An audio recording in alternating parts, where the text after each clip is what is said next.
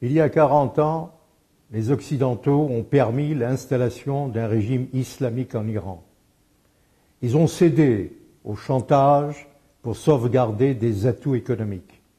Aujourd'hui, à l'initiative du président Macron, l'Europe poursuit sa politique mercantile en adoptant un mécanisme Instex pour contourner les sanctions américaines et sauver in extremis l'accord sur le nucléaire. Cela n'empêche pas les ayatollahs de poursuivre de plus belle leurs projets atomiques, leurs programmes de missiles balistiques, ainsi que la répression et la terreur dans leur propre pays et la déstabilisation du Moyen-Orient. L'Europe ne peut jouer l'acrobate au Moyen-Orient, jongler avec tous les dossiers et les discours à la fois.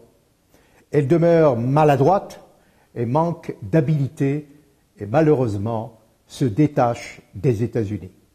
Nous le constatons devant chaque crise dans notre région, face au terrorisme et aux vagues d'immigration, elle s'affole et perd la boussole. Il y a juste 40 ans, le Shah d'Iran, Mohammad Reza Pahlavi, avait été contraint de quitter son pays à la suite d'un déferlement d'émeutes et de manifestations islamistes.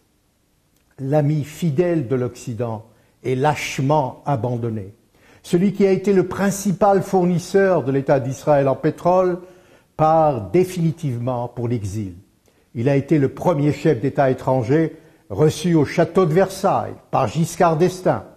5 ans plus tard, le même président français accorde à Neuf-le-Château, près de Paris, l'asile politique au père spirituel de la révolution islamique, l'ayatollah Khomeini. Il est étonnant de constater que non loin de Paris, un véritable réseau de propagande islamique se propageait avec l'appui inconditionnel de l'internationale terroriste.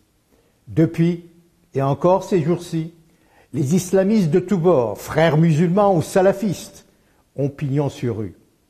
Le 1er février 1979, Khomeini arrive en grand libérateur à Téhéran par un avion d'Air France mis spécialement à sa disposition. Arafat sera le premier visiteur reçu par le guide spirituel. Hier, comme aujourd'hui, les autorités françaises n'ont pas interdit l'enregistrement de vidéos ou la publication d'ouvrages hostiles et menaçants. Il y a 40 ans, ce fut un vieillard iranien qui prétendait parler au nom de Dieu. Ces jours-ci, ce sont des imams islamistes qui propagent la radicalisation et le culte de la mort. La décision de Giscard d'Estaing d'héberger l'ayatollah iranien en France, puis de l'encourager dans la révolution islamique, a bouleversé totalement l'équilibre stratégique au Moyen-Orient au détriment des pays occidentaux et surtout d'Israël. Cette décision hâtive, maladroite, a eu des répercussions néfastes. Elle a déstabilisé toute la région et encourage, aujourd'hui encore, le terrorisme international. Elle a offert à Téhéran un régime abject qui nie la Shoah et prône la destruction de l'État sioniste par l'arme nucléaire. Depuis 40 ans, l'Iran déstabilise le Moyen-Orient et écarte les chances de paix à travers le monde. Il renforce les mouvements islamiques fanatiques sur tous les continents. Au Liban, il a créé un mini-État islamiste pour le Hezbollah et dans la bande de Gaza, un tremplin militaire pour le Hamas et le djihad islamique.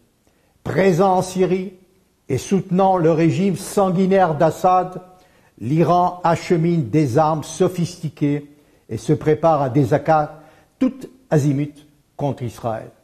Au Yémen, il soutient toujours des milices contre l'Arabie saoudite et les États du Golfe. En Afrique du Nord, il y cherche par la ruse à obtenir un rôle d'influence. Donc depuis 40 ans, le monde s'inquiète de l'étendard chiite et de la déstabilisation du Moyen-Orient, mais laisse faire. Par l'indifférence et par méconnaissance du monde islamiste, des leaders occidentaux commettent depuis plusieurs décennies des erreurs graves et impardonnables. Ils sont indirectement responsables de l'hégémonie chiite islamiste actuelle.